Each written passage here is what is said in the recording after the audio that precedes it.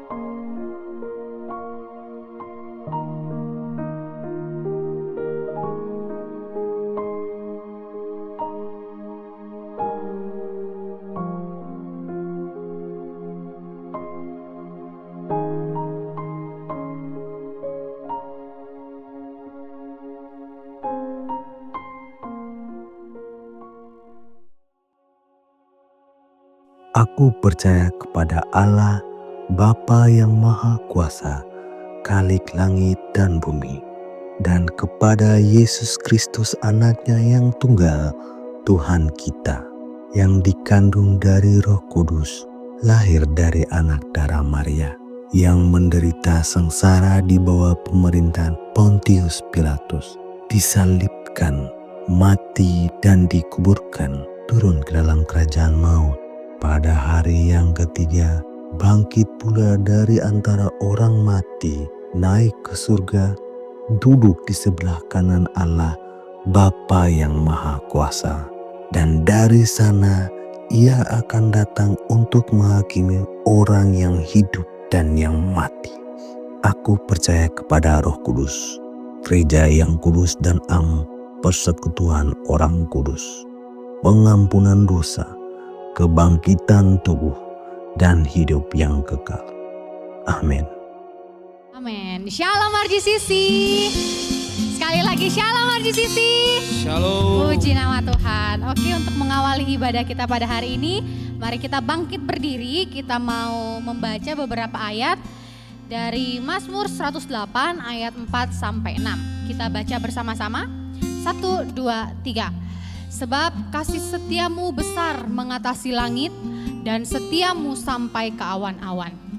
Tinggikanlah dirimu mengatasi langit, ya Allah, dan biarlah kemuliaanmu mengatasi seluruh bumi. Supaya terluput orang-orang yang kau cintai, selamatkanlah dengan tangan kananmu dan jawablah aku. Silakan duduk kembali. Kita bersyukur bahwa hari ini kita boleh ada di tempat ini bukan karena kuat gagah kita, bukan karena perbuatan baik kita, bukan karena seberapa taat kita kepada Tuhan, tapi oleh karena kasih karunia-Nya yang memanggil kita untuk beribadah kepadanya. Kasih-Nya yang melampaui segala akal, melampaui dosa kita, itulah yang membawa kita sampai hari ini untuk mempercayai Dia, untuk beribadah kepadanya. Sehingga saat ini kalau kita datang, kita bukan lagi untuk mencari berkat supaya diberkati Tuhan, tetapi kita datang untuk mengucap syukur atas kematian dan kebangkitannya. Are you ready RGCC? Mari kita sama-sama menyembah Tuhan kita.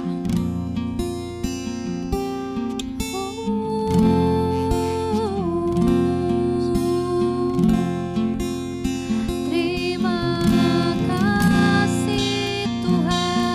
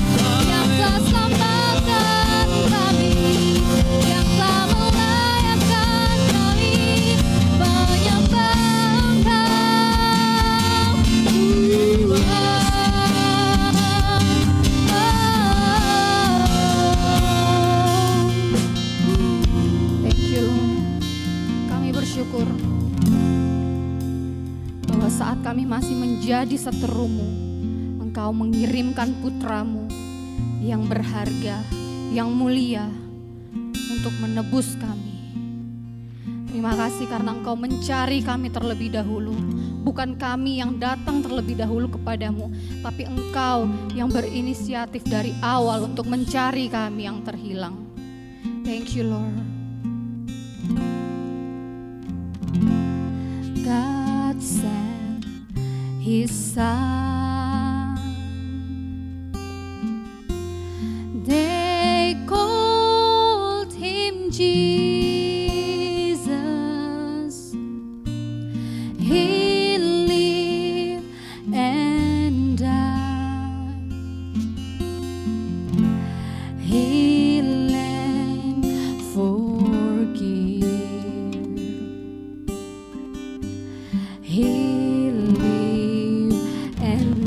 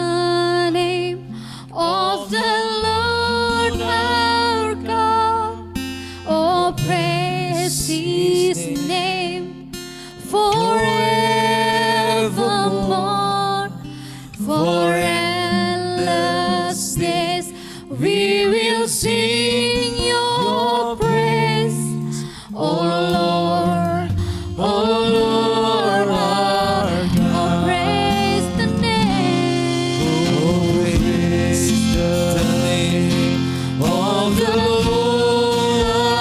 God. Puji namanya. Praise His name forevermore. For endless days we will sing Your praise, O Lord, O Lord God.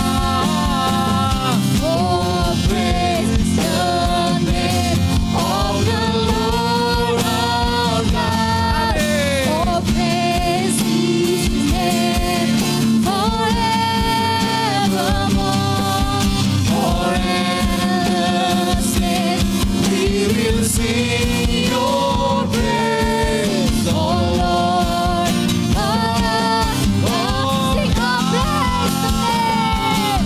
Oh, praise the name of the Lord our God. Oh, praise His name forevermore. For endless days We will sing Your praise, O Lord, O Lord, Lord God. O Lord, O Lord, Lord God. O Lord, O Lord, Lord God. Haleluya, terima kasih Tuhan Yesus buat anugerah-Mu. Thank you Jesus, buat setiap kita yang siap menari buat Tuhan, katakan amin. Amin. Haleluya.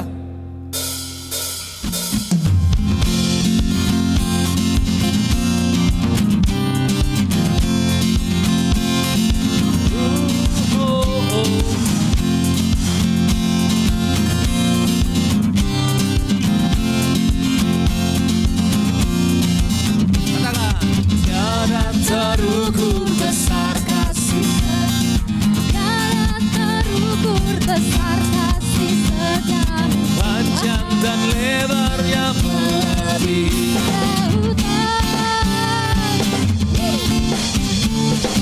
jauh tinggi mengatasi langit, dalamnya tak dapat ku selami. Kasih setiamu besar selamanya. Kasih setiamu besar selamanya.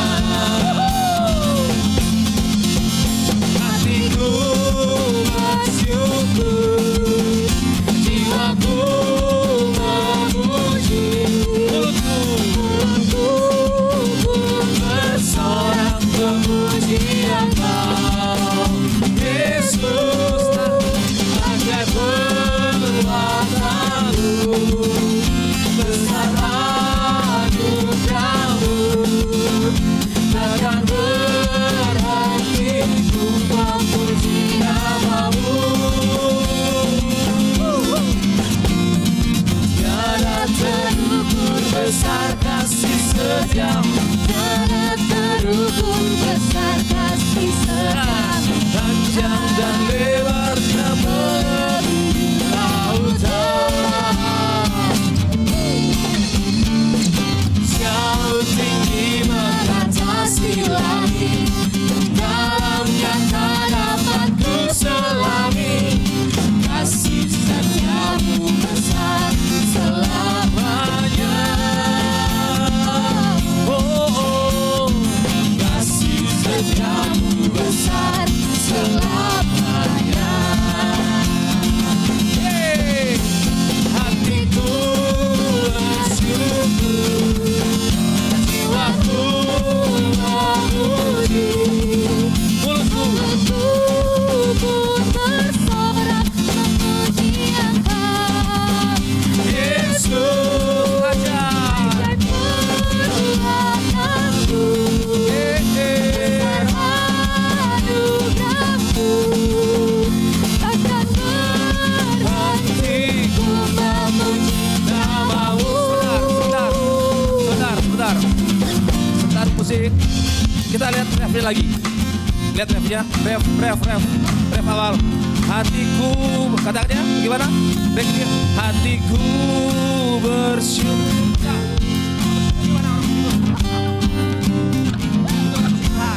Amin. Ayo, semangat semua teman-teman. Katakan, musik memuji Tuhan.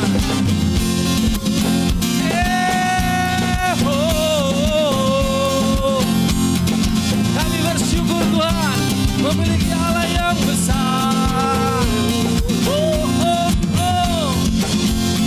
Katakan, hatiku bersyukur. Senggol kiri kanannya.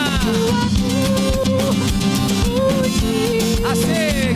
Mulutku pun bersorak memuji Engkau. Katakan, Yesus ajar perbuatanku. Besar Tuhan anugerah-Mu, takkan berhenti-hentiku memuji nama-Mu. Biarkan musik memuji Tuhan.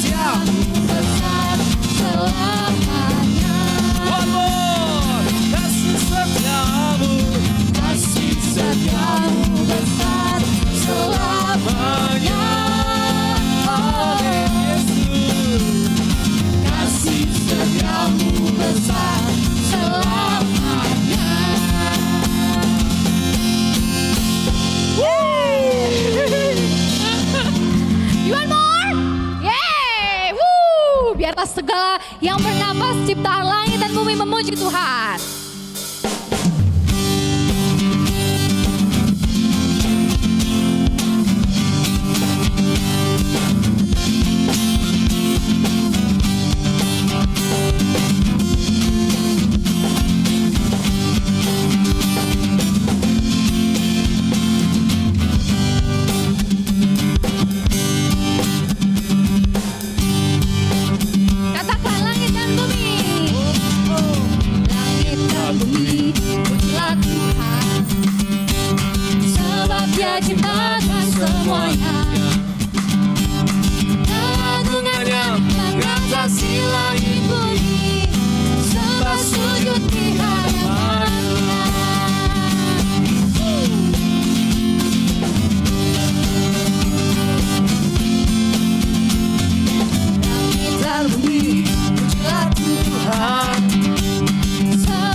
Ciptakan semuanya, keagungannya mengatasi langit bumi, sembah sujud di hadapannya. Ku puji, ku sembah, ku puji, ku sembah Kristus, Kristus Sang Penebus. Ku puji, ku sembah, ku puji, ku sembah Kristus Tuhan dan Rajaku.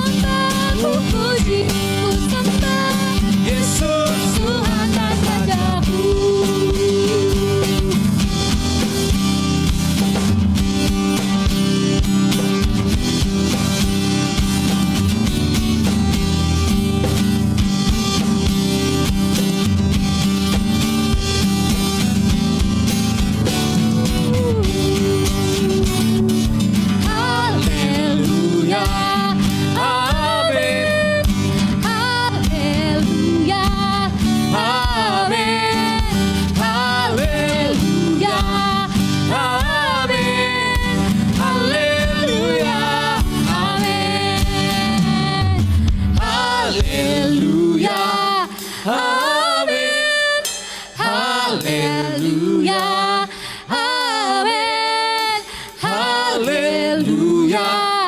Amin. Haleluya. Sekali lagi haleluya. Haleluya. Amin. Haleluya. Amin. Haleluya. Amin. Haleluya. Haleluya.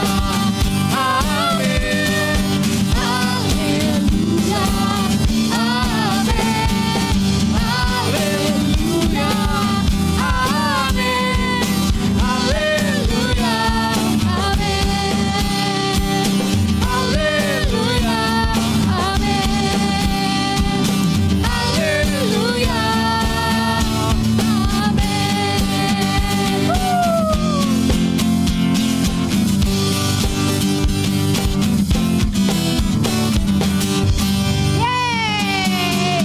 Kita undang adik-adik Rocky untuk ke depan. Bapak Ibu masih berdiri, kita mau berdoa buat adik-adik Rocky. Ayo adik-adik Rocky maju ke depan. Kita Bapak Ibu Saudara sekalian, kita akan memberkati anak-anak kita yang akan beribadah di tempat ini. Kita sebagai orang tua, saya juga sebagai orang tua ya Bapak Ibu Saudara-saudara sekalian.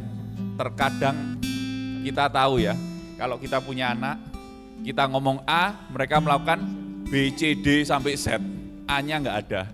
Tapi lewat Injil kita diingatkan saudaraku, kita sama-sama berdosanya. Amin. Kita sebagai orang tua juga nggak layak di hadapan Tuhan. Dan kita punya kontrol, berhala kontrol sebagai orang tua. Tapi sebagai anak, mungkin yang hari ini single, ya, belum berkeluarga, lagi mencari pasangan hidup, ya kan? Tetap firman Tuhan kan ngomong kepada kita kan, hai anak-anak, hormatilah orang tuamu dan taatilah di dalam Tuhan.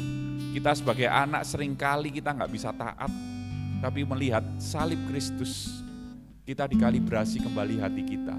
Hari ini kita melihat ibadah anak-anak di tempat ini, mereka terlihat mungkin lemah, gak berarti ya, apa sih ini? Tapi 20 tahun lagi, 30 tahun lagi kalau kita melihat melayani generasi, mereka pemimpin-pemimpin di tempat ini, amin. Kita memberkati mereka, kita melihat masa depan mereka karena Tuhan pun juga berkenan untuk mereka, Tuhan pun mati untuk mereka. Kami mengucap syukur Tuhan, melihat anak-anak di tempat ini Tuhan. Hari ini mungkin mereka terlihat kecil, lemah, tidak berdaya, tidak mengerti apa-apa.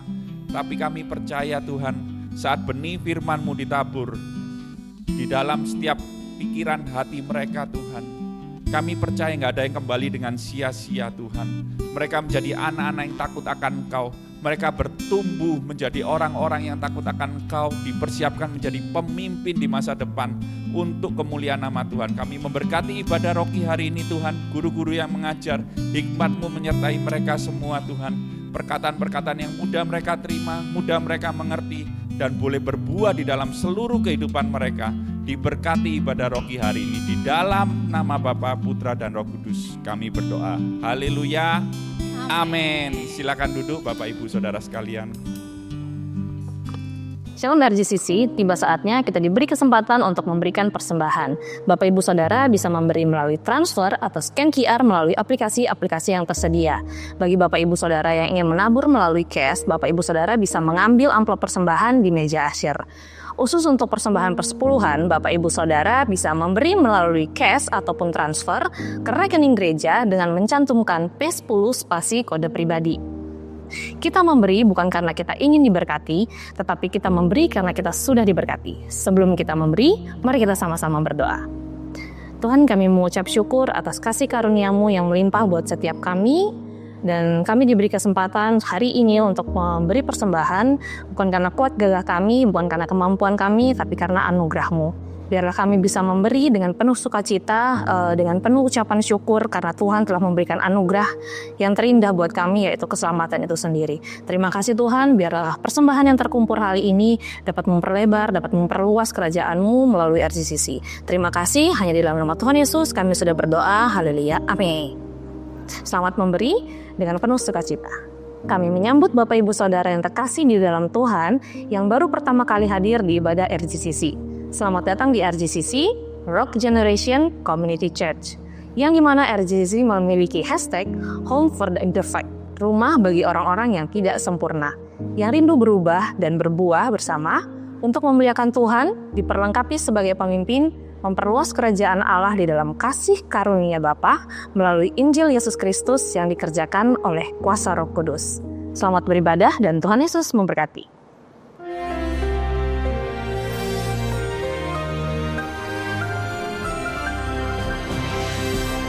Dalam semua warga kerajaan, contoh paling jelas adalah bangsa pilihan Tuhan, yaitu bangsa Israel. Kenapa disebut Yahudi? Karena kebanyakan tinggal suku Yehuda yang terakhir ini ya, yang masih ada. Dan kita lihat yang lain, 10 suku yang lain terserak diaspora seluruh dunia. Dan di dalam surat kitab Nabi Yesaya, itu ada 66 pasal, gambaran daripada seluruh Alkitab. Tetapi dikatakan Tuhan benci dengan ibadah yang pura-pura, ibadah yang cuma lip service. Karena itu di dalam ayat 10 dari Yesaya 48 dikatakan, sesungguhnya aku telah memurnikan engkau, namun bukan seperti perak, tapi aku telah menguji engkau dalam dapur kesengsaraan. Dengar tentang Holocaust, 6 juta bangsa Yahudi ada di dalam kamar gas, ada yang dibakar hidup-hidup, diperlakukan dengan tidak semena-mena, dan dianggap bukan manusia dan sebagainya. Kenapa hanya mereka yang mengalami seperti itu? Sebab Tuhan berkata, aku melakukannya karena aku sendiri. Sebab masakan namaku dinajiskan, aku tidak memberikan kemuliaanku dengan yang lain. Tuhan tidak pernah membagi kemuliaan dengan yang lain. Tapi dengarkan aku, hai Yakub, dan engkau Israel yang kupanggil. Dia tidak lagi dipanggil Yakub, dia dipanggil Israel. Aku yang tetap sama, aku yang terdahulu, aku juga terkemudian. Tuhan membuat pernyataan, ya, I was, dan juga I am, and I will be. Itu nama Tuhan. Tuhan yang di perjanjian lama dengan sekarang sama, saudara.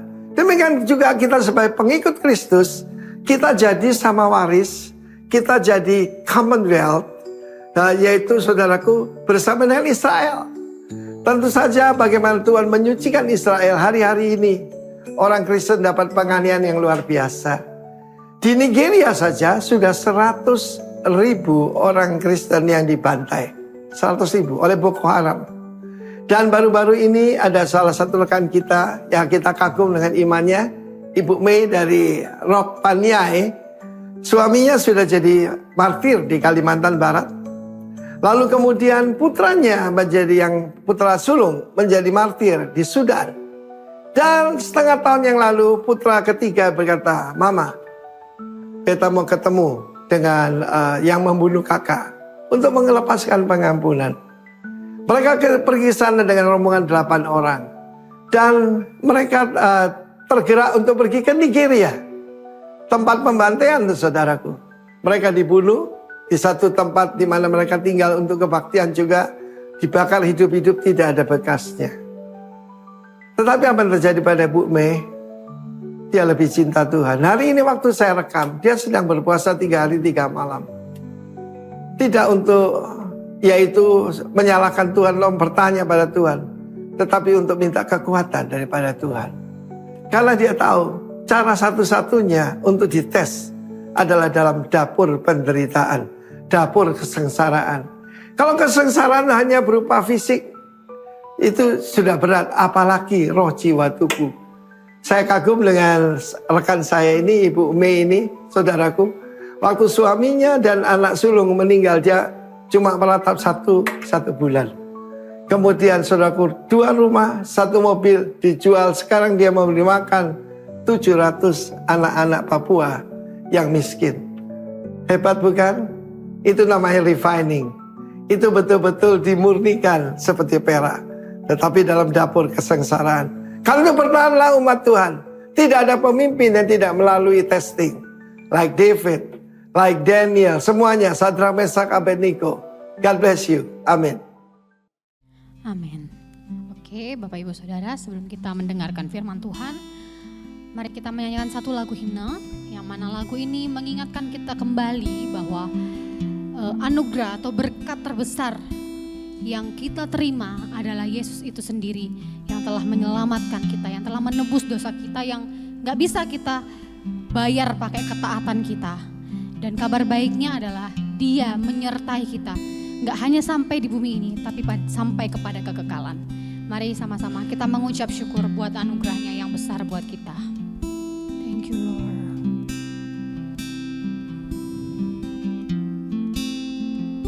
Sungguh besar anugerah dalam Yesus, kasih surga yang tak tertandingi, sukacita kebenaran yang bebaskan, kasih sempurna damai yang kekal.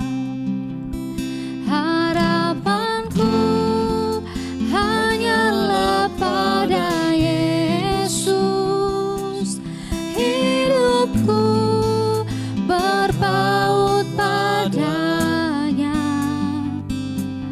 Oh betapa indah dan mulia bagianku, karena Dia Kristus dalamku.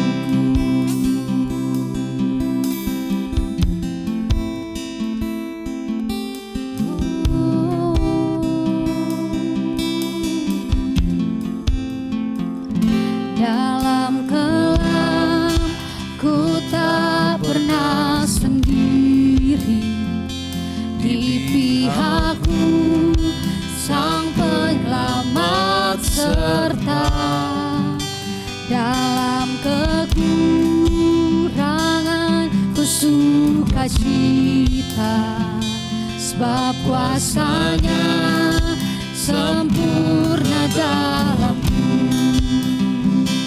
Ku tak takut karena Dia gembalaku, dalam lembah-Nya yang pimpinku.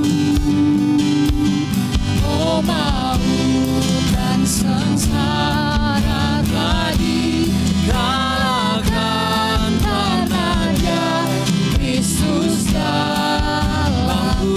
Mari kita sama-sama bangkit berdiri. Kita mengucap syukur buat Dia yang menanggung semua dosa kita. Thank you Lord, karena Engkau memegang hari esok kami.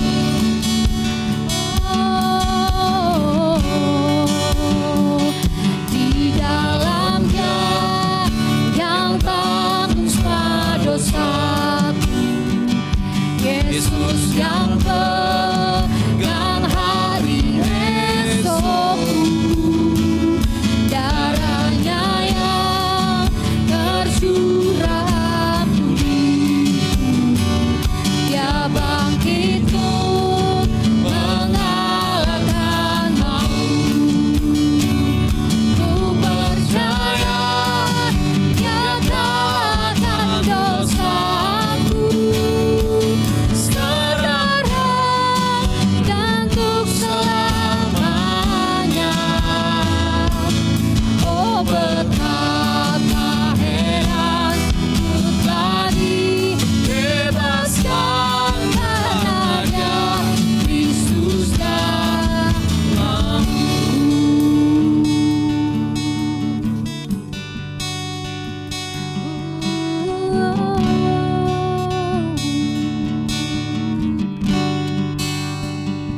Setiap nafasku ku mau serta Yesus, janji-Nya yang membuatku teguh. Setiap hari kasih-Nya pulihkanku,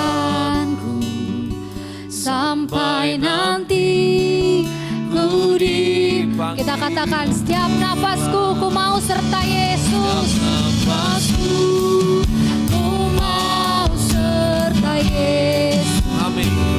Janji-Nya yang membuatku teguh. Setiap hari kasih-Nya pulihkan.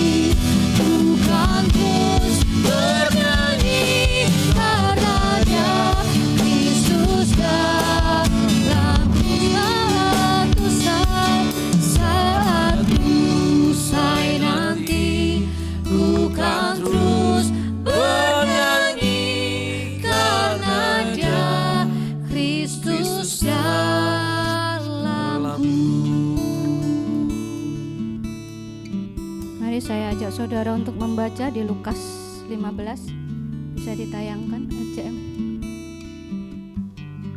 Lukas 15 ayat 17 ya. Saya bacakan buat saudara. Lalu ia menyadari keadaannya. Katanya, betapa banyaknya orang upahan Bapakku yang berlimpah-limpah makanannya, tetapi aku di sini mati kelaparan. Aku akan bangkit dan pergi kepada Bapakku dan berkata kepadanya, Bapa, aku telah berdosa terhadap surga dan terhadap Bapa. Aku tidak layak lagi disebutkan anak Bapa. Jadikanlah aku sebagai salah seorang upahan Bapa. Maka bangkitlah ia dan pergi kepada bapaknya. Ketika ia masih jauh, ayahnya telah melihatnya. Lalu tergeraklah hatinya oleh belas kasihan. Ayahnya itu berlari mendapatkan dia, lalu merangkul dan mencium dia. Mari kita berdoa. Bapa, terima kasih buat apa yang Kau sampaikan kepada kami. Engkau mengingatkan kami bahwa Engkau Bapa yang baik buat kami. Pada saat kami pergi menjauh daripadamu, pada saat kami melupakan Engkau, pada saat kami memilih untuk keluar dari rumah-Mu, tapi Engkau menantikan kami. Engkau terlebih dulu menantikan kami. Engkau setiap hari menantikan kami. Dan bersyukur Tuhan atas anugerah-Mu, Engkau menaruh pertobatan dalam hati kami, sehingga kami ingat akan Engkau. Kami ingat akan rumah-Mu. Kami bersyukur bahwa sampai hari ini, jika kami boleh beribadah bersama-sama, itu semua karena anugerah Tuhan. Ampuni semua kesalahan kami. Ampuni kalau kami lupa akan Engkau. Kami lebih terpesona oleh dunia ini ketimbang Engkau. Tapi kami bersyukur kami punya Bapa yang baik. Kami punya Bapa yang setia. Kami punya Kristus yang mengasihi kami, sehingga kami menetapkan hati kami untuk berlari kepadamu, karena Engkau terlebih dahulu berlari dan menyambut kami. Itu anugerah yang besar buat kami. Dan hari ini kiranya melalui firman-Mu Tuhan, hati kami semakin diubahkan, hati kami semakin mengagumi Engkau melebihi semua hal di dalam hidup kami. Kami bersyukur kami punya Yesus yang hebat yang mengasihi kami. Terima kasih Bapa buat kesempatan ibadah hari ini. Biarlah kami mempergunakannya dengan sepenuh hati kami, dengan sungguh-sungguh, karena kami tahu Engkau sudah mati buat kami dan kami mau merayakan kebaikan-Mu hari ini. Terima kasih, dalam nama Bapa, Tuhan Yesus dan Roh Kudus kami mengucap syukur dan kami siap mendengar firman-Mu. Amin. Silahkan duduk teman-teman semuanya. Saya mau pamer hadiah ulang tahun saya. Oh enak, asik ya kan. Daripada haus gak ada yang ngasih minum, ya saya bawa sendiri begitu kan. Oke. Shalom semuanya. Sudah pada pulang dari liburan? Sudah masuk dunia nyata? Belum ya? Masih banyak yang berlibur ya. Oke. Puji Tuhan kita sudah ada di akhir Maret dan kita sudah sampai di apa ya? Ini kan kita punya rangkaian khotbah berseri tentang I am atau Journey to the Cross ya. Kita sudah masuk sampai ke Aku adalah kebangkitan dan hidup. Kemarin apa yang kemarin? Aku adalah gembala yang baik. Dimulai dari I am, terus mulai dari aku adalah terang, terus itu Jejoan ya. Terus habis itu Kak Debita, aku adalah lawang ya. Aku adalah pintu. Habis itu kemarin Kodev, aku adalah gembala yang baik. Bapaknya ada di Surabaya ya, mendadak melayani. Jadi kalau dicari memang nggak ada. Kayak gitu. Oke, ya kita akan mulai ini ya. Ini buat saya ya. Aku adalah kebangkitan dan hidup. Ini pernyataan Yesus yang paling powerful menurut saya secara pribadi. Tanpa mengurangi nilai dan kuasa dari AM yang lainnya. Aku adalah terang, aku adalah gembala yang baik, aku adalah pintu. Tapi ini buat saya wow, super powerful sekali. Mari kita mulai ya. Siapkan hati saudara, kita akan melihat betapa luar biasanya Yesus yang saudara kasih dan saudara sembah. Oke, hal yang paling tidak nyaman untuk dipikirkan dan tidak nyaman untuk dibicarakan. Mari kita jujur, hal yang paling memang enggak kita suka untuk kita bicarakan, yang ya aduh amit-amit gitu ya, kalau ngomong ada amit-amit gitu kan, itu soal kematian ya. Sampai hari ini kita enggan bahas soal kematian. Oke, kita lebih sering bicara tentang kesuksesan, kita lebih sering bahas tentang peluang usaha kita lebih bahas tentang kesehatan kita, investasi kita, bahkan relasi kita, tapi kita jarang sekali duduk dan berpikir dengan serius mengenai kematian. Horor gitu ya.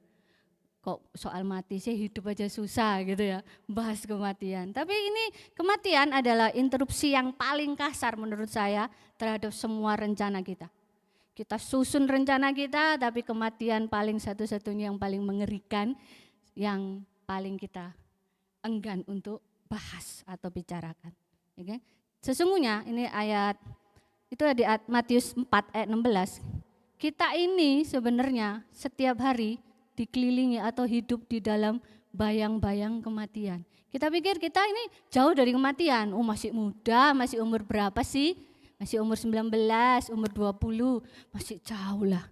Tapi ayat di Matius 4 ayat 16 dikatakan bahwa orang-orang yang tinggal dalam kegelapan, kita ini orang-orang yang tinggal dalam kegelapan dan orang yang hidupnya di wilayah bayang-bayang kematian. Ternyata kita ini dikelilingi oleh kematian tanpa kita sadar. Belum waktunya aja katanya Tuhan. Tapi kita ini dikelilingi oleh kematian. Jadi mau enggak mau kita harus serius untuk mengerti dan memahami apa itu kematian. Dan realitasnya ini ya, musuh terbesar manusia adalah maut memang. Dan musuh yang terakhir yang akan dikalahkan oleh Yesus apa? Kematian. Itu di 1 Korintus 15 ayat 26 dikatakan seperti itu. Jadi nanti musuh terakhir Yesus adalah, yang dilawan adalah maut, kematian. Jadi sesuatu hal yang perlu kita juga renungkan hari ini. Saudara dan saya harus merenungkannya. Bagaimana sih tentang kematian ini? Jangan, sudahlah enggak usah dibahas. Hari ini kita membahasnya. Oke. Mari semangat untuk membahas tentang kematian, bukan tentang kehidupan. Oke, secara data diperkirakan terdapat sekitar 174.349 orang yang meninggal setiap hari di dunia. Ini data statistiknya, estimasinya ya, di tahun 2026 bahwa ada orang yang meninggal setiap detak saudara, jantung saudara berdetak, dek itu ada 2 orang meninggal. Dek, 2 orang meninggal. Dek, 2 orang meninggal. 1 menitnya itu berarti ada 121 orang metong meninggal. Jadi 1 hari itu ada 349.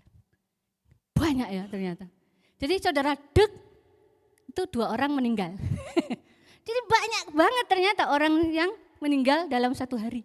Dalam 1 detik aja 2 orang. Jadi saudara, detak jantung saudara berdetak, itu sudah ada 2 orang meninggal. Jadi jika kita tidak memiliki jawaban dan kepastian atas kematian, sebenarnya nilai hidup kita ini hanya sebatas dekorasi peti mati nanti. Peti matinya itu terbuat dari kayu apa? Oke, ada yang kayunya tebal banget, mehong banget gitu ya. Ini cuma sebatas itu, tanpa kita tahu memaknai tentang kepastian tentang kematian.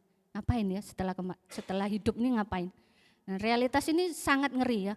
Kematian itu sangat tidak nyaman memang. Makanya hari ini akan membahas itu di Yohanes 11. Bagaimana pasal ini sepenuhnya full banyak ya ayatnya. Itu membahas tentang kematian, kebangkitan dan hidup. Mari langsung aja kita masuk ke narasinya. Kok gak bisa? Oke. Lu. Sebelumnya Rex. Nah, saya ajak saudara untuk membaca ya. Saudara 1, saya 2. Oke, dengan cepat supaya tidak menghabiskan waktu saya. Oke, 3, 2, 1. Duh, ayo. 3, 2, 1. Ada seorang yang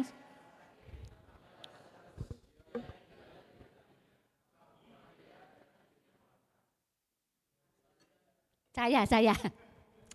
Maria ialah perempuan yang pernah meminyaki kaki Tuhan dengan minyak mur dan menyekanya dengan rambutnya.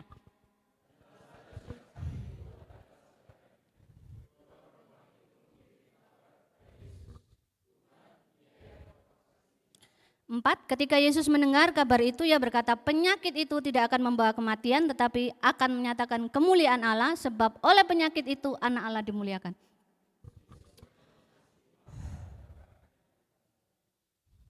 6, namun setelah didengarnya bahwa Lazarus sakit, ia sengaja tinggal 2 hari lagi di tempat di mana ia berada.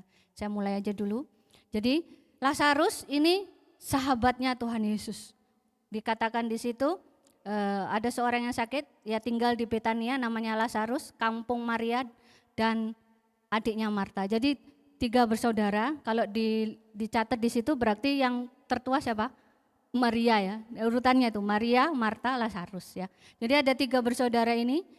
Lazarusnya sakit, dia datang kepada Yesus. Maria, Marta kirim pesan.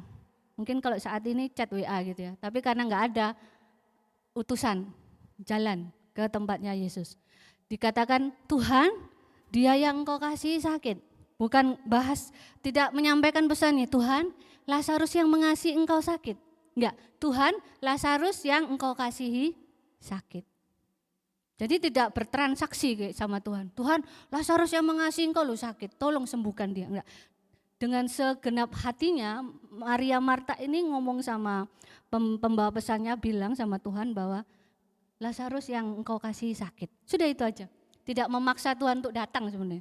Cuman memberi informasi, Tuhan, sahabatmu, temanmu, bestimu lagi sakit. Gitu aja, yang Kau kasih sakit gitu. Nah, jawaban Yesus, nah memang Yesus ini kan terkenal jawabannya agak lain gitu kan ya. Jawabannya seperti ini, penyakit itu tidak akan membawa kematian, tetapi akan menyatakan kemuliaan Allah. Coba ada hamba Tuhan misalnya, saudara datang ke Ko Alek gitu ya. Ko Alek,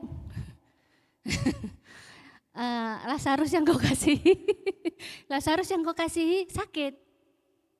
Terus Ko Alek jawabnya nyeleneh, penyakit itu tidak akan membawa kematian. Pasti saudara nek lihat Ko Alek. Opo iki jawabannya, dibilang ada yang sakit, penyakit itu tidak akan membawa kematian. Biasanya mungkin saudara pikir, oh oke.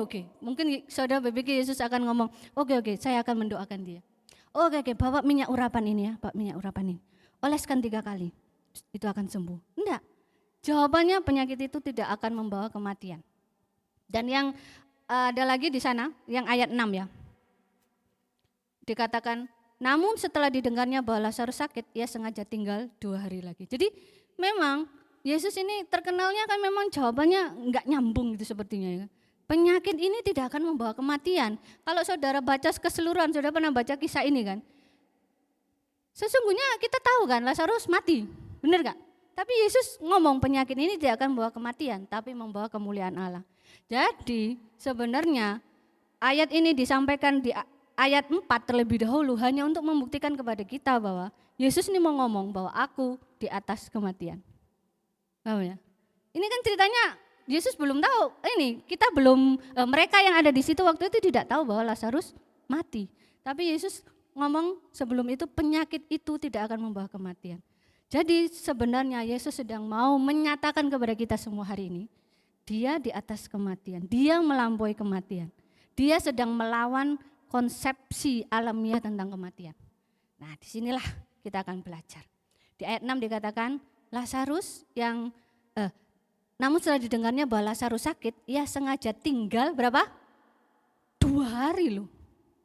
Bayangin sengaja, dengan sengaja ditunda, didelay 2 hari. Secara manusiawi ini lumayan tega buat saya. Teganya engkau. 2 hari sudah sakit ya, 2 hari dibiarin. Katanya mengasihi, lah kok sengaja menunda. Seakan-akan memang Yesus Yohanes ini sedang mau menceritakan bahwa Yesus sengaja membiarkan penyakit Lazarus ini berkembang lebih besar sampai mengambil nyawanya. Gitu. Jadi sengaja Yohanes ini menceritakan ini, mungkin enggak ada di Matius, Markus ya. Ini kisahnya tentang Lazarus ini. Yohanes mau menyatakan bahwa Yesus ini memang dengan sengaja tinggal 2 hari lagi hanya untuk membuat penyakit Lazarus ini semakin berkembang penuh sampai mengambil nyawanya. Mengejutkan, iya mengejutkan. Padahal dikatakan sebelumnya ayat-ayat di atas ya, Yesus mengasihi Marta dan kakaknya Lazarus ya, di ayat 5 itu. Yesus memang mengasihi Marta dan kakaknya dan Lazarus. Jadi intinya kalau saudara sedang sampai hari ini ya, kita pergumulan kita sampai hari ini yang paling berat adalah kita tahu bahwa Tuhan bisa menolong, tapi ternyata Tuhan tidak menolong sampai hari ini. Itu paling berat, ya kan? Kita tahu Tuhan pasti bisa nolong, ya kan? Ada yang berani bilang Tuhan tidak bisa tolong? Gak ada ya di tempat ini. Tapi paling berat adalah kita tahu Tuhan bisa nolong, tapi kita sampai hari ini tidak ditolong. Itu paling berat. Dan ini kisahnya sama. Jadi kalau saudara berpikir, konsep kita sebagai orang Kristen berpikir bahwa seseorang yang dikasih Yesus pasti hidupnya jauh dari sakit penyakit, saudara sedang salah konsep. Orang yang dikasih Yesus tetap menderita, punya penyakit sampai mati. Dikasih Yesus bukan berarti saudara aman, sejahtera, sampai tua, gak ada sakit penyakit. No, salah. Konsepnya ini yang harus kita tangani. Sebagai orang Kristen, kalau Tuhan mengasihi aku, kenapa? Aku punya penyakit ini. Kenapa panu ini masih ada di sekelilingku? Atau penyakit kanker ini ada. Paling mengerikan, paling banyak itu orang meninggal tuh karena kanker ya, sama jantung. Datanya menyebutkan seperti itu. Jadi di kisah ini memang kita akan belajar bahwa penundaan bukan hal yang membuat kita berpikir bahwa aku sedang berdosa dan Tuhan membenci aku. Ternyata Lazarus dikasih tapi Tuhan sengaja menunda. Oke, kita akan lihat itu gambar. Kalau saudara tahu, saya baca aja sekali lagi. Ini ayat sebelumnya, saya kasih apa ini ya? Behind the scene-nya. Sebelumnya, kisah sebelumnya. Ya kan? Kisah sebelumnya yang kita baca itu di Yohanes 8, 9, 10 yang kita ikuti beberapa minggu sebelumnya. Itu kan memang Yesus habis masuk ke tentang perempuan yang berzina itu, yang saya pertama kali itu dimulai ya. Itu sudah dijebak di situ, habis itu Yesus mulai ngomong aku lebih dari Abraham, aku ada sebelum Abraham ada. Oh itu sudah mau dilempari batu. Habis itu Yesus ngomong akulah terang, itu juga dilempari batu. Mau dilempar batu pokoknya. Kayaknya orang Farisi, orang-orang Yahudi ini ahli melempar batu. Suka lempar-lemparan batu. Tapi lemparan batunya berbahaya. Jadi masalahnya Yesus tuh harus menyingkir karena memang benar-benar orang-orang itu sedang mengincar Yesus untuk dibunuh. Jadi sekali lagi mereka mencoba menangkap dia tapi ia luput dari tangan mereka. Itu di Yohanes 10 ya. Kemudian Yesus pergi lagi ke seberang Sungai Yordan.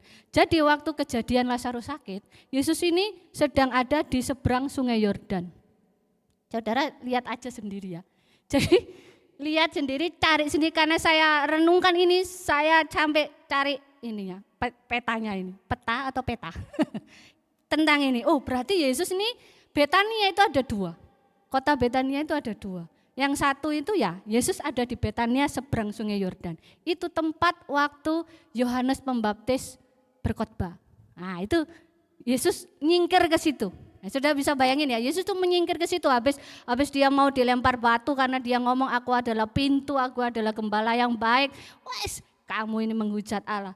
Itu Yesus mau dilempari batu mau mati, Yesus menyingkir. Jadi dia ada di tempat Betania seberang Sungai Yordan. Ya, paham ya?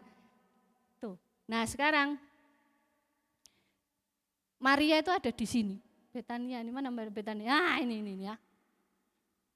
Lazarus ada di situ, Betania, yang di dekat Yerusalem tempat Yesus mau dilempar batu itu.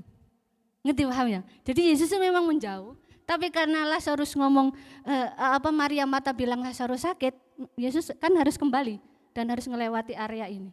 Jadi Yudea ini area tengah ya, seperti itu. Supaya saudara pinter aja gitu, saudara tahu aja, oh ini meskipun tidak pernah ke Israel ya gitu ya. Jadi Yesus pergi lagi ke seberang Sungai Yordan ke tempat Yohanes Pembaptis dulu. Nah, itu. Lalu ia tinggal di situ. Jadi Yesus itu pelayanannya di situ. Dan banyak orang bertobat di tempat itu, di mana Yohanes Pembaptis waktu itu pelayanan. Jadi Yohanes Pembaptis luar biasa pelayanannya. Yesus menuai banyak orang yang percaya kepadanya. Intermezzo aja ini supaya saudara tahu. Nah setelah itu, tapi sesudah itu ia berkata kepada murid-muridnya. Nah ini kita mulai drama yang berikutnya. Tetapi sesudah itu ia berkata kepada murid-muridnya, mari kita kembali ke Yudea. Ke tempat ini tadi, sudah hilang. Ke tempat tadi ya, tempat di mana Yesus ini harus menghindar area-area situ. Makanya murid-muridnya ngomong, loh Rabi, baru-baru ini orang Yahudi mencoba melempari engkau, masih mau kok kembali ke sana? Itu ahli lempar batu loh, bukan lempar-lemparan ke anak kecil loh. Itu yang dilempar bukan batu kecil, batunya gawede gitu ya. Kemudian dilempar ya, metong langsung ya. Jadi ini ahli lempar batu. Jadi hati-hati loh Rabi, gimana? Guru gimana ini? Kamu ini kok berani banget gitu ya. Jawab Yesus, bukankah ada 12 jam dalam satu hari? Maksudnya siang hari ya. Siapa yang berjalan pada siang hari kakinya tidak terantuk karena ia melihat terang dunia ini. Tapi jikalau seorang berjalan pada malam hari kakinya terantuk karena terang tidak ada dalam dirinya. Intinya apa? Kalau kamu masih hidup siang, masih bisa melakukan segala sesuatu, lakukan.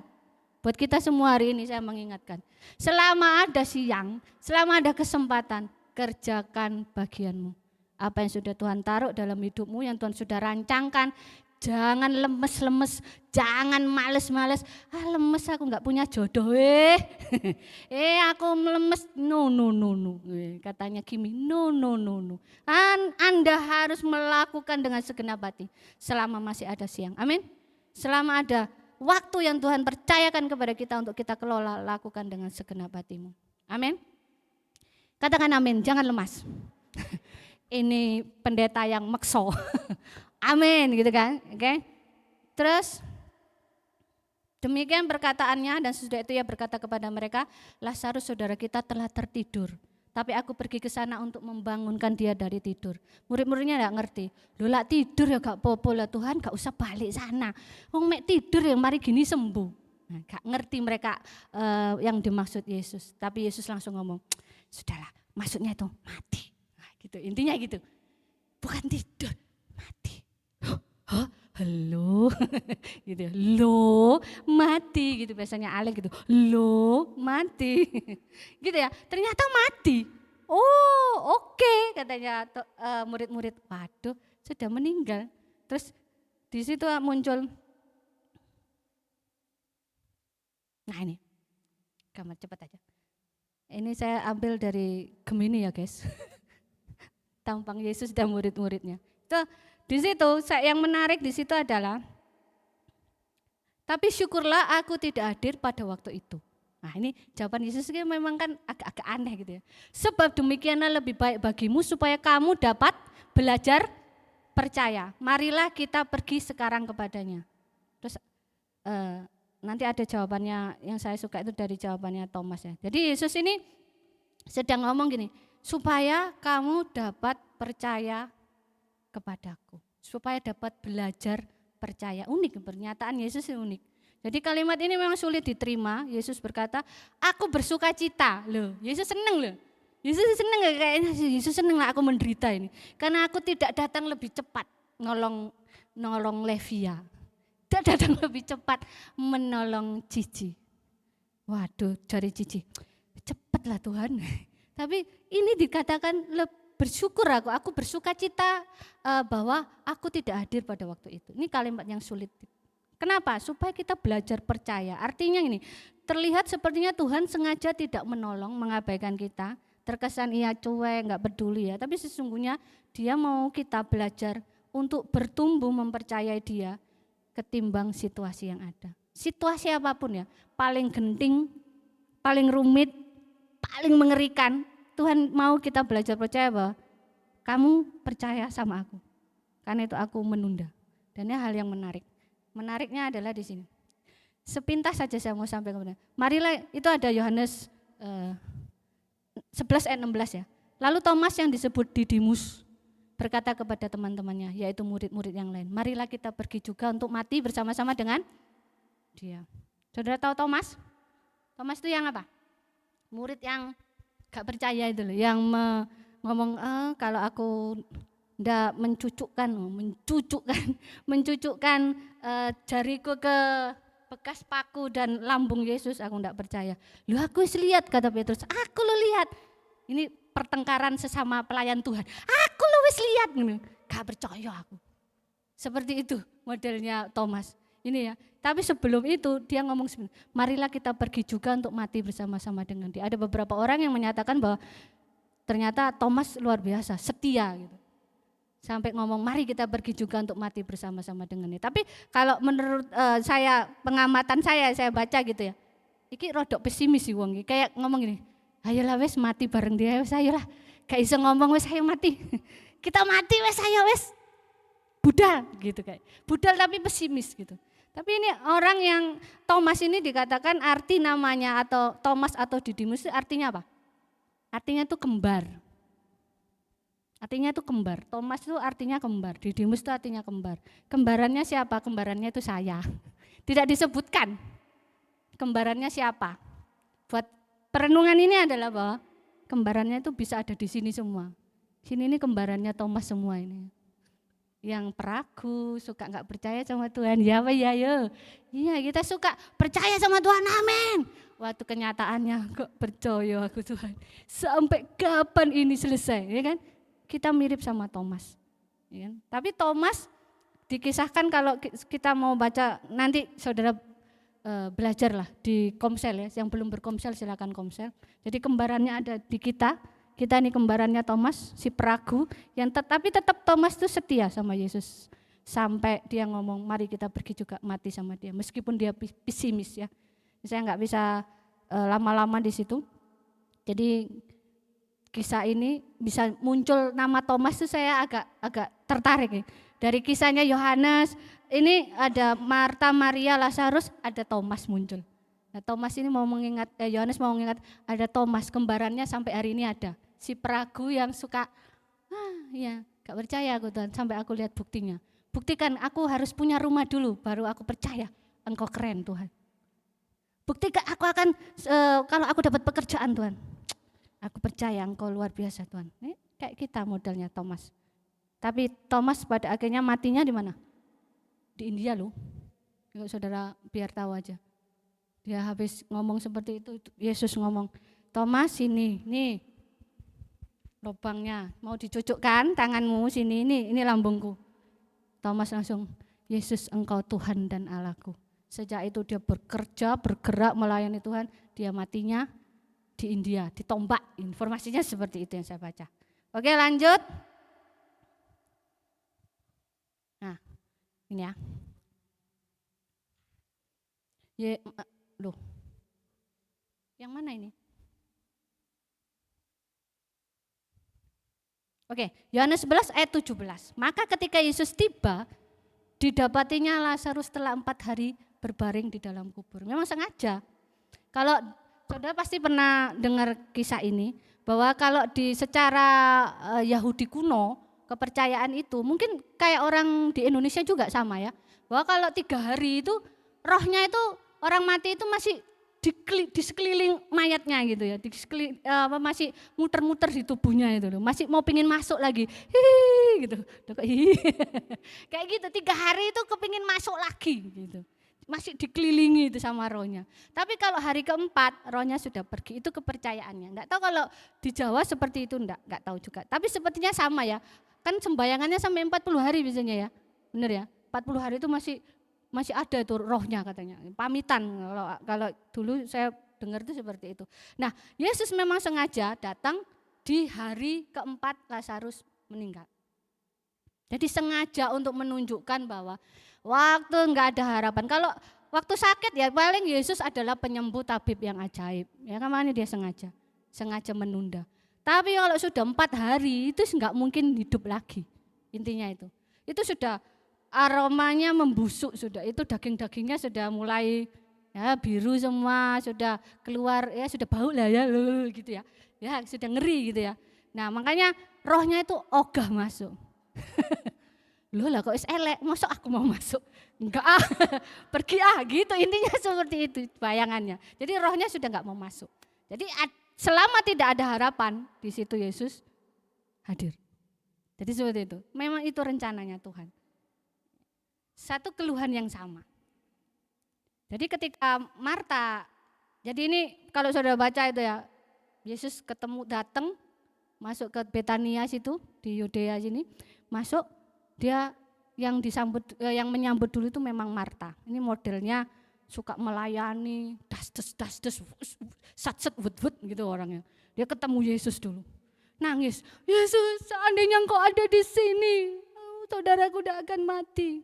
Nanti ketemu Maria, ini Maria belum, ini Maria tipe yang melo ya kan, perasa, emosional gitu ya, nangis-nangis gitu ya. Dia dengar Yesus datang dia masih nangis, tapi setelah itu dia datang sama pernyataannya itu, keluhannya itu sama. Tuhan seandainya engkau ada di sini pasti saudaraku tidak mati. Keluhan yang sama, sampai hari ini kita punya keluhan yang sama. Tuhan seandainya engkau bertindak lebih cepat, seandainya Tuhan engkau datang lebih awal. Seandainya Tuhan kau menjawab doaku lebih cepat, aku tidak akan mengalami peristiwa ini. Ya. Sama ya? Pernah tidak kayak gitu kita? Gak pernah? Duki pernah? Pernah? Semua kebanyakan kita, oh Tuhan seandainya engkau, seandainya. Kita ini tipe orang yang suka seandainya, menyesali diri. Seandainya aku ndak ini ya. Aduh seandainya aku ndak milih pekerjaan ini ya. Menyesali masa lalu, menyesali keputusan, menyesali kegagalan kita, menyesali kehilangan kita. Kita sama kayak Maria. Kita ngomong, duh Maria kira wis tau ono Yesus ya cek ngomong gitu. Tapi sama, kita tipe yang sama kayak Maria dan Marta. Waktu kita hopeless, kita akan ngomong Tuhan seandainya engkau ada, aku tidak akan ngalami ini. Tapi satu jawaban yang berdaulat dari Tuhan yang akan kita belajar. Akulah kebangkitan dan hidup. Jawabannya cuma itu. Tuhan seandainya engkau ada di sini, akulah kebangkitan dan hidup. Dan itu nanti ada satu pertanyaan Yesus yang menentukan. Percayakah engkau kepadaku? Jadi keluhannya sama sampai hari ini. Yesus seandainya engkau ada di sini. Itu tadi. Ini gambarnya lagi saya dapat dari Gemini ya. Gemini gitu ya. Itu dinyatakan di situ ada percakapan singkat yang memang perlu saya sampaikan kepada saudara. Bahwa Marta ini orangnya teologinya benar. Waktu Yesus ngomong, akulah kebangkitan dan hidup. Barang siapa percaya kepadaku, ia akan hidup walaupun ia sudah mati. Aku tahu Tuhan, bahwa ia akan bangkit pada waktu orang bangkit pada akhir zaman. Jadi jawaban Marta ini teologis sekali.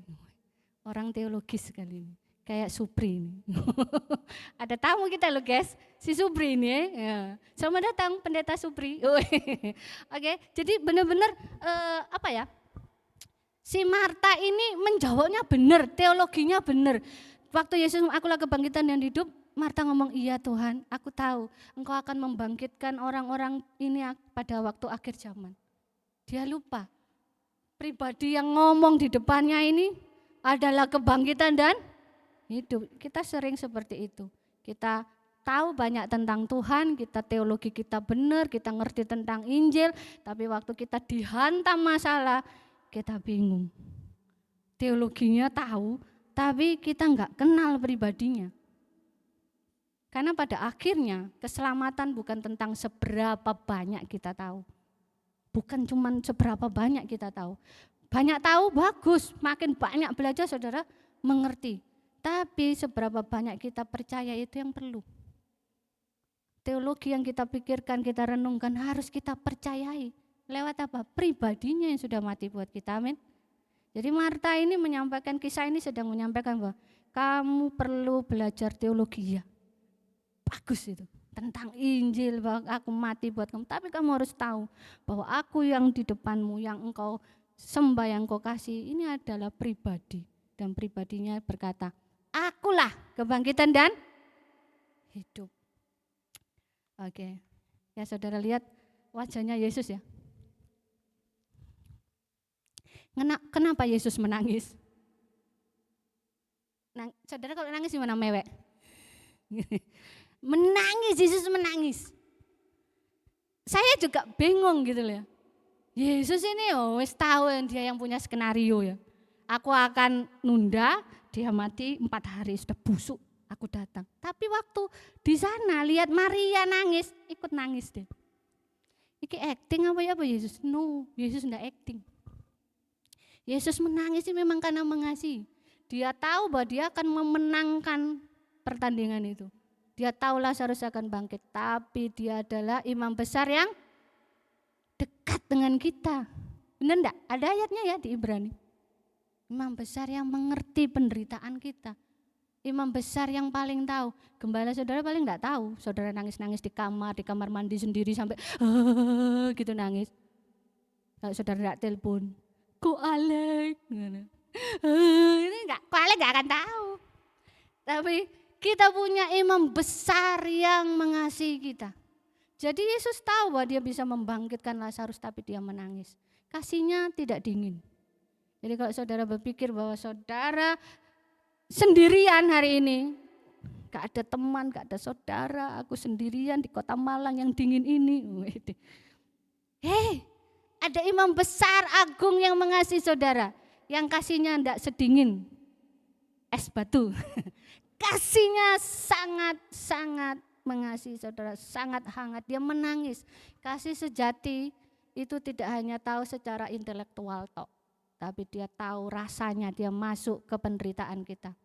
Nah, itu ada di Roma 12 nanti ayat 15 dikatakan bersukacitalah dengan orang yang menangis gitu. Bersukacita. Maaf ya, bersukacitalah, saya kurang kopi. Sengaja.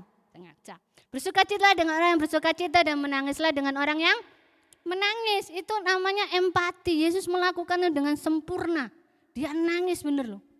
Dikatakan di situ Yesus nangisnya, kalau saudara baca nanti keseluruhan tuh nangisnya ada 2 kata nangis 2 kali. Nah di ayat yang 38 yang saya mau bagikan. Jadi dia menangis melihat Marta nangis. Tuhan seandainya engkau ada di sini. Dia memang mengasihi 3 saudara ini ya. Paling dekat, mereka tuh dekat. Karena menurut saya ini kayak rumah mereka itu base campnya Yesus. Kayak di O2D gitu loh. Base campnya sering Yesus buka pelayanan tuh tidurnya di rumah mereka. Gitu. Jadi maka masgula, bahasa Indonesia, masgula. Siapa guru bahasa Indonesia di sini? Apa itu? Masgula hati Yesus lalu ia pergi ke kubur itu.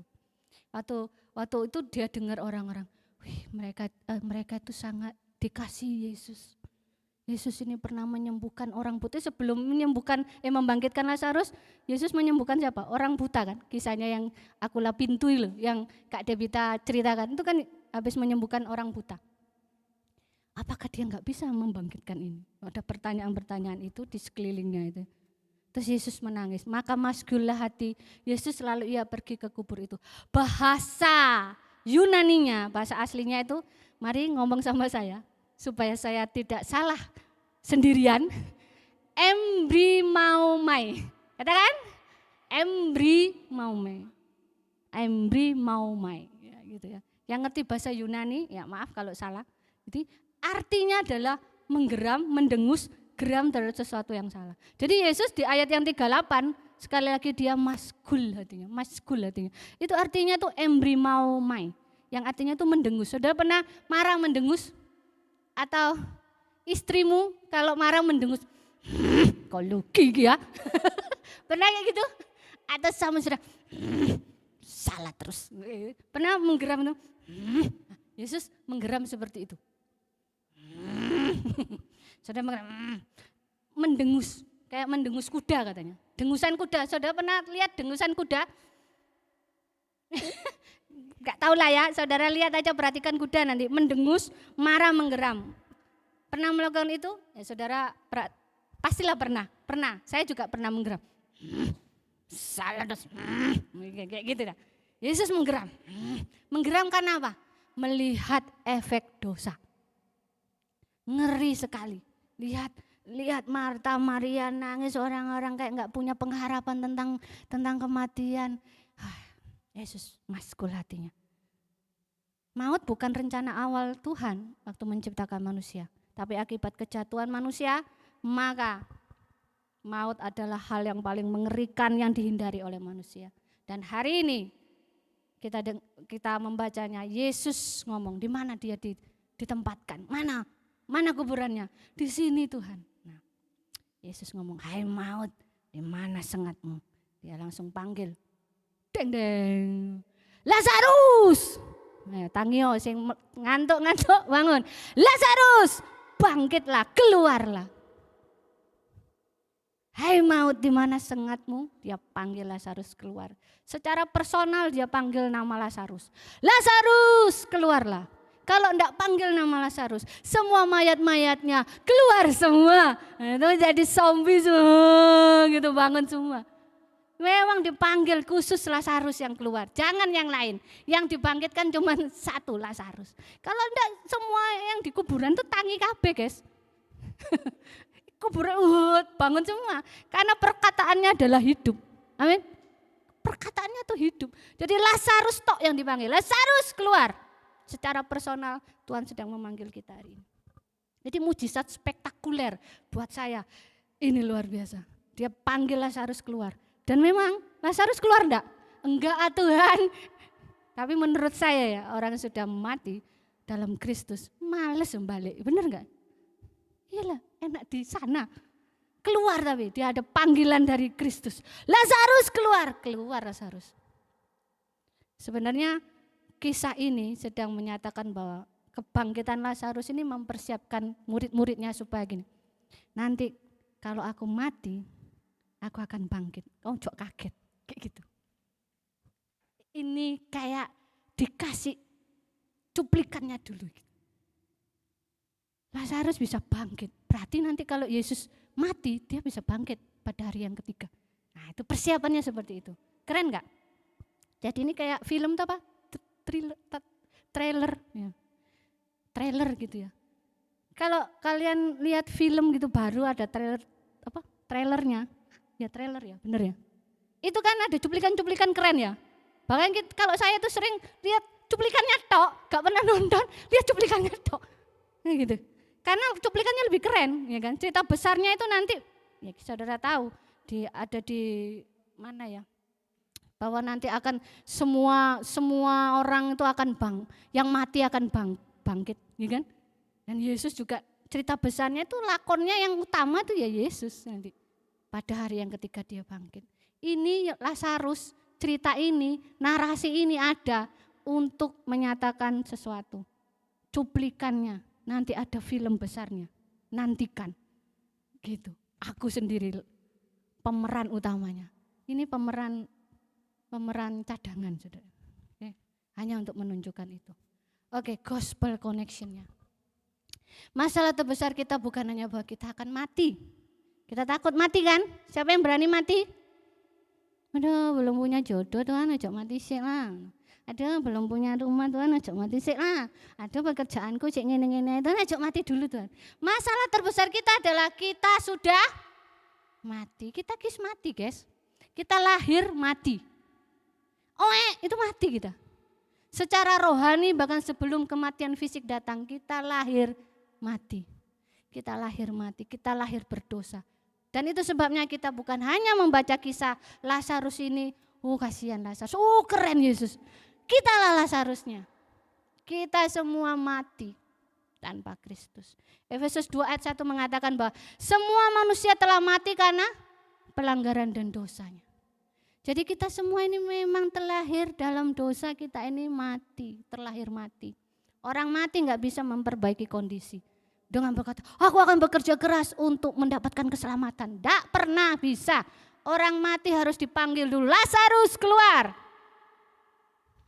Teguh keluar. Jangan keluar sana loh ya, Go. Awas kamu ya. Harus dipanggil keluar dulu untuk menerima hidup selamat. Jadi kalau kita berusaha untuk menerima keselamatan, tidak pernah bisa. Jadi kisah ini tentang keselamatan. Tentang kabar baik. Kisah Lazarus ini cuma cuplikannya. Untuk membantu kita memahami bahwa ada kisah yang akan kita nantikan nanti. Saya bacakan aja 1 Tesalonika 4. Sebab pada waktu tanda diberi, yaitu pada waktu penghulu malaikat berseru sangkakala berbunyi, maka Tuhan sendiri akan turun dari sorga. Dan mereka yang mati dalam Kristus akan lebih dahulu bangkit. Sesudah itu kita yang hidup, yang masih tinggal, akan diangkat bersama-sama dengan mereka di dalam awan menyongsong Tuhan di angkasa. Demikianlah kita akan selama-lamanya bersama dengan Tuhan. Keren enggak? Kalau saudara tahu kisah ini, saudara enggak akan pusing sama hidup kita. Sekalipun belum punya pasangan hidup, belum punya pekerjaan yang mapan, apalagi banyak mimpi kita banyak. Suamiku kok yang gini-gini terus, Tuhan enggak berubah-berubah suamiku, nangis ya kan. Kita banyak air mata. Kapan jodohku datang, kapan rumahku datang, kapan semua kita bayangannya cuman itu. Ada film yang luar biasa, ada sesuatu yang kita perlu lihat. Semua orang menantikan ini. Kematian dikatakan, maut di mana sengatmu? 1 Tesalonika nanti saudara baca ayat 16-17 di pasal 4. Bahwa semua yang hidup, yang masih tinggal diangkat bersama-sama dengan Tuhan. Itu sesuatu yang pengharapan yang luar biasa. Dan mereka yang mati akan dibangkitkan. Saudara yang hari-hari ini kehilangan orang yang paling kita kasih. Saudara bukan lagi orang yang hopeless. Aduh, sedih berkepanjangan. No. Kita akan melihat, kita akan bersama-sama, kita akan melihat orang-orang yang mati dalam Kristus akan dibangkitkan. Jadi sebenarnya adalah kisah ini tentang keselamatan. Sekarang aplikasi hidupnya, bagaimana dengan hidup kita? Kita mungkin tidak sedang dalam kubur. Bahas apa sih? Ibu gembala ini. Mati aku cek seger, buger, sehat, subur, makmur. Masih enak, tapi mungkin kita punya hal-hal yang kita kubur selama ini. Kebiasaan buruk yang kita gak bisa lepas. Hidup yang gak punya pengharapan, plus terus. Kita penuh ketakutan, ya, cemas berlebihan, was-was, penuh kepahitan, penuh luka. Hatinya sangat tertutup, sulit terbuka sama orang lain, sulit mengampuni. Karena pernah terluka, pernah semuanya. Jauh dari Tuhan, hidupnya sopono pokoknya urip tanpa hadirat Tuhan. Secara fisik mungkin kita hidup, tapi kita memang mati secara rohani. Mari hari ini ada panggilan Kristus buat kita semua. Untuk kita bangkit. Secara personal Tuhan panggil kita masing-masing. Pakai nama saudara. Hailah nih, bangkitlah. Gak usah mikir pusing-pusing. Akulah kebangkitan dan hidup. Nah, kabar baik Injil di dalam narasi Yohanes 11 ini adalah ini. 1, supaya saudara ingat khotbah saya 45 menit ini ya. Dari semua ini ada 2. Narasinya tentang kuasa untuk bangkit, 2 kuasa untuk sudah. Itu yang saudara perlu ingat. Kuasa untuk bangkit, kuasa untuk hidup. Pertama, hidup tanpa kebangkitan adalah buat saya penderitaan. Hidup tanpa kebangkitan itu penderitaan. Banyak orang menjalani hidup hanya untuk bertahan. Bertahan itu capek loh. Dari rasa sakit, penderitaan, kegagalan, ujungnya mati, maut, tidak ada kebangkitan. Ya tragis hidupnya. Kehidupan tanpa kebangkitan adalah kehidupan yang tragis. Kita berjuang mati-matian, kerja keras, akhirnya ketabrak, metong, tanpa Yesus mati, berbau busuk. Iya, waktu Lazarus mau dibantu, mana? Lazarus mana kata Yesus? Marta itu takut loh. Yesus, wis bau. Aduh, kok dibangkit? Mana Lazarus mana kata Yesus? Waduh, saking sayangnya dicari, pikirnya. Saking sayangnya Lazarus dicari. Bau Tuhan, sudah bau. Mungkin sudah pikir hidup sudah hopeless. Wis bau kabeh, wis gak mungkin ono harapan Tuhan. Tapi Yesus ngomong, akulah kebangkitan. Dia panggil Lazarus bangkit. Kedua, kuasa untuk hidup. Apa gunanya Lazarus bangkit kalau dia tidak punya kehidupan yang baru? Tapi memang Lazarus pada akhirnya mati lagi ya nanti ya. Iya kan? Tapi Lazarus yang penuh ketakutan, sakit lagi, mati lagi, tanpa Kristus itu sia-sia. Kalau saudara sudah pernah tahu reinkarnasi? Bukan inkarnasi ya, kalau Yesus inkarnasi. Reinkarnasi itu kehidupan yang diulang-ulang, benar enggak? Ya kan? Nanti di kehidupan yang kemudian, Kak Diki, biarlah angel akan menjadi istrimu kembali. Aku akan mencintaimu lebih sepenuh hati. CEO. Atau ada angel di kehidupan berikutnya, aku tidak mau menikah denganmu. Aku akan mencari CEO yang lain.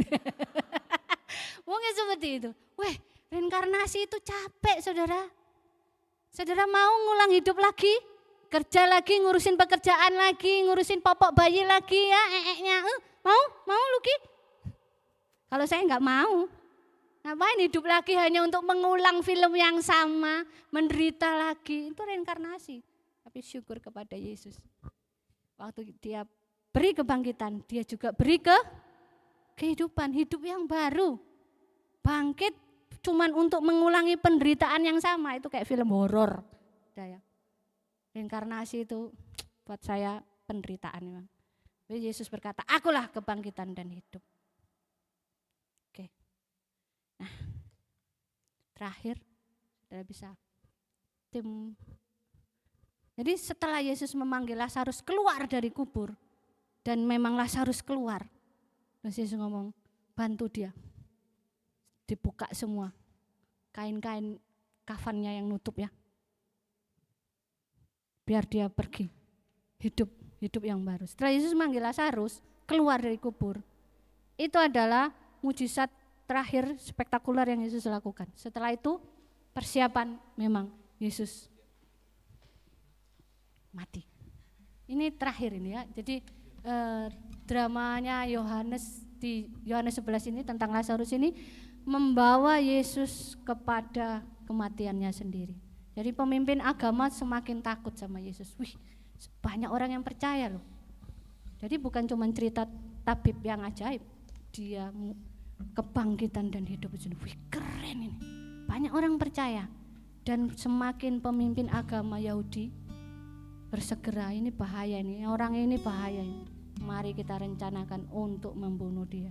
Jadi Lazarus keluar, Yesus harus masuk ke kuburnya. Untuk siapa? Untuk saudara dan saya, untuk memiliki kehidupan. Terakhir ini pertanyaan untuk refleksi kita semua. Percayakah engkau kepadaku? Akulah kebangkitan dan hidup. Ini pertanyaan bukan untuk Marta saja, tapi untuk kita semua hari ini. Tapi mungkin saudara bilang, berarti aku dituntut untuk percaya. Padahal kata Pak Gembala, untuk percaya pun kita butuh Roh Kudus. Ya. Jadi pertanyaan ini bukan tuntutan buat kita, tapi ini anugerah. Lazarus keluarlah. Percayakah engkau kepadaku?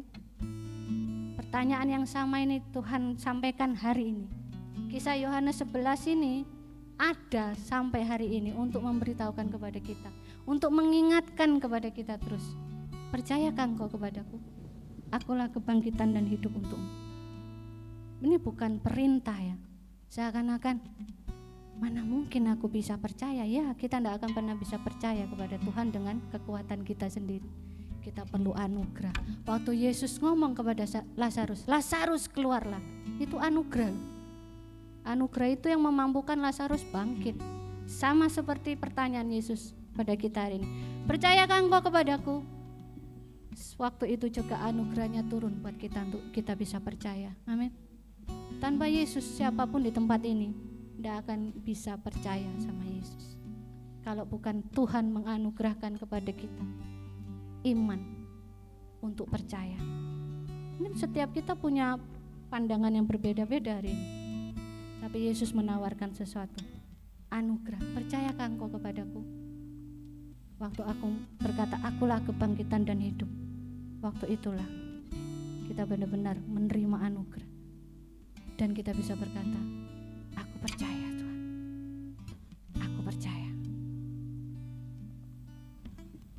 Mari kita merenungkan apa yang kita pelajari hari ini, apa yang kita renungkan hari ini. Akulah kebangkitan dan hidup. Tidak ada sesuatu pun dalam hidup kita, bahkan yang sudah berbau busuk bagi hidup kita, yang tidak bisa dibangkitkan oleh Tuhan. Masa lalu kita yang paling mengerikan, yang kita tutupi, yang kita usahakan untuk semua orang tidak tahu. Tapi Yesus menawarkan sesuatu hari ini. Sekalipun hidupmu sudah berbau busuk, akulah kebangkitan dan hidup buatmu. Sekalipun rumah tanggamu sudah berbau busuk, akulah kebangkitan dan hidup buatmu. Sekalipun semua hal di dunia ini merasa apa? Aku enggak sanggup Tuhan. Dunia sudah menolak aku. Dunia sudah menolak semua apa yang aku tawar. Aku enggak ada harapan. Hopeless hidupku. Tuhan datang hari ini memberikan anugerah. Akulah kebangkitan dan hidup. Mari saya undang saudara bangkit berdiri, kita menyanyikan lagu ini. Mari kita katakan kepada Tuhan iman kita. Tuhan, tolonglah aku. Aku percaya kepadamu, tapi tolong aku yang gak percaya ini. Mari kita serukan ini kepada Tuhan. Tuhan, aku tahu engkau sanggup menolong aku, tapi sampai hari ini aku merasa aku belum ditolong. Bahkan penundaan itu menyatakan bahwa Yesus mengasihi kita. Amin. Amin.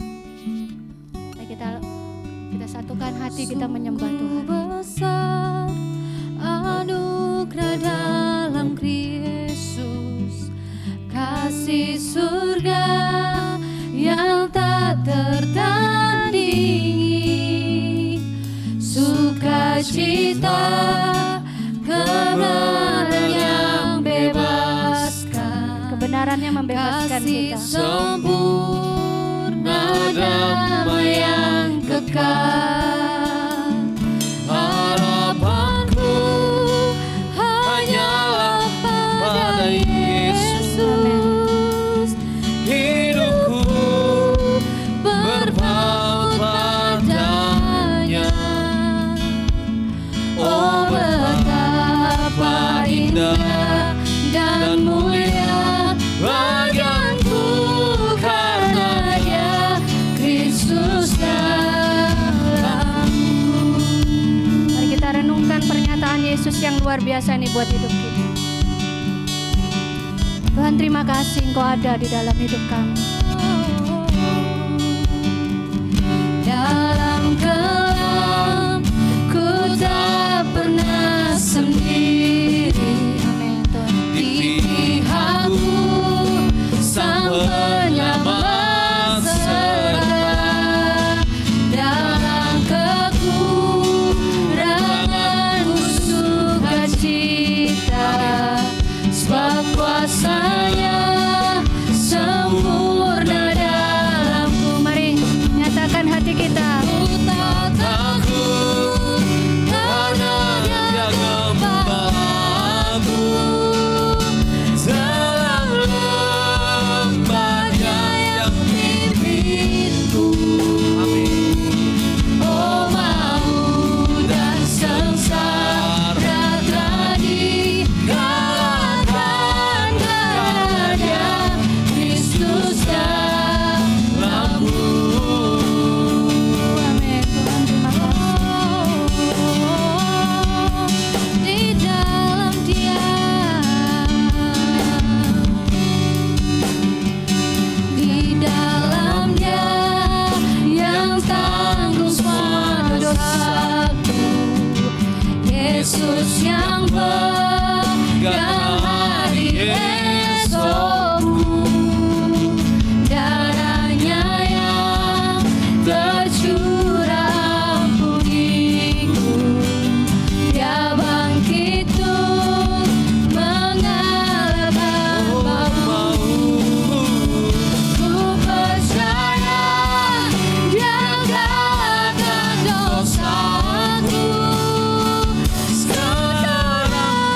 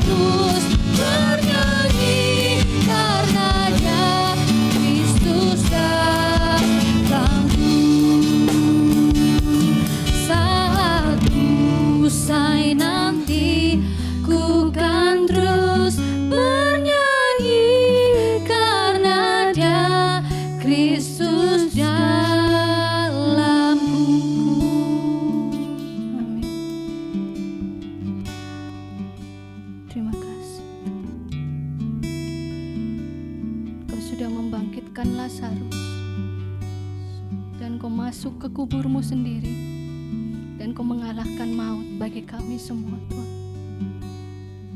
Semua hal di dalam dunia ini yang menakutkan buat kami, semua hal dalam dunia ini yang melelahkan buat kami, Tuhan, terima kasih kalau hari ini Engkau menyatakan dirimu sebagai akulah kebangkitan dan hidup. Kami bersyukur, Tuhan. Musuh terakhir kami, musuh paling besar dalam kehidupan kami sudah Engkau kalahkan, yaitu maut itu sendiri. Maut tidak pernah punya titik lagi. Dia tidak punya kata terakhir buat kami, karena Engkau pemenangnya. Kami bersyukur, Tuhan. Dan hari ini biarlah kami meresponi bahwa waktu Engkau memberikan kami hidup, memberikan hidup yang baru di dalam Engkau, biar kami menghargainya, Tuhan. Kami mengerjakan bagian kami dengan segenap hati kami, karena ada waktunya nanti kami akan selesai dengan semuanya. Waktu kami menutup mata kami di bumi ini, hari ini kami mendapatkan sesuatu yang luar biasa. Memang semua manusia pada akhirnya akan mati, Tuhan. Tapi syukur kepada Yesus yang sudah menanggung di kayu salib. Dia mati, masuk dalam kuburnya sendiri, dan pada hari yang ketiga Engkau bangkit, Tuhan. Engkau mengalahkan maut buat kami, sehingga hari ini apapun masalah kami, bahkan ketakutan kami akan maut, kami sudah dimenangkan, Tuhan. Taruh dalam roh kami, taruh dalam diri kami, pikiran kami, hati kami. Kami menghargai hidup kami lebih dari sebelumnya, karena ada waktunya nanti kami akan selesai di bumi ini. Tapi kami punya pengharapan yang luar biasa. Kami akan terus bernyanyi buat Engkau. Kami punya pengharapan yang luar biasa. Waktu kami menutup mata kami di bumi ini, kami melihat kami ada bersama dengan Engkau. Kami punya Bapa yang baik, yang berlari kepada kami terlebih dulu menyambut kami. Kami bersyukur buat kabar baik ini, Tuhan. Kami bersyukur jika kami pernah kehilangan orang-orang yang kami kasih. Hari ini kami punya pengharapan yang baru, bahwa akan ada waktunya nanti, waktu sangkakalamu dibunyikan, malaikatmu menyatakan diri, Engkau datang, Tuhan. Datang, Tuhan, membawa kami, menyambut kami. Kami pulang dengan tubuh yang baru. Kami hidup kekal bersama dengan Engkau. Itu adalah sukacita yang paling besar, yang kami nanti-nantikan, yang kami harapkan, yang kami tahu bahwa itulah masa depan kami. Itu masa depan kami semua di tempat ini. Terima kasih buat penderitaan yang Kau izinkan terjadi. Terima kasih buat air mata yang Kau izinkan buat kami. Apa saja penundaan yang Kau izinkan terjadi dalam hidup kami, hari ini kami bersyukur bahwa Engkau mengasihi kami. Kau mau menyatakan dirimu kepada kami. Lewat penderitaan, Tuhan, kami mengalami Engkau jauh lebih indah, sehingga kami bersyukur. Waktu kami menderita, kami tidak kehilangan. Waktu kami bersukacita, kami pun merasa sukacita itu datang dari Tuhan. Terima kasih buat sukacitamu yang besar hari ini. Kami percaya bahwa Roh-Mu bekerja hari ini, menyampaikan jauh lebih baik dari hamba-Mu, sehingga semua orang yang datang di tempat ini punya pengharapan yang luar biasa. Mereka tahu bahwa Yesus adalah kebangkitan dan hidup. Mari jemaat Tuhan, arahkan tanganmu, angkat, kita terima.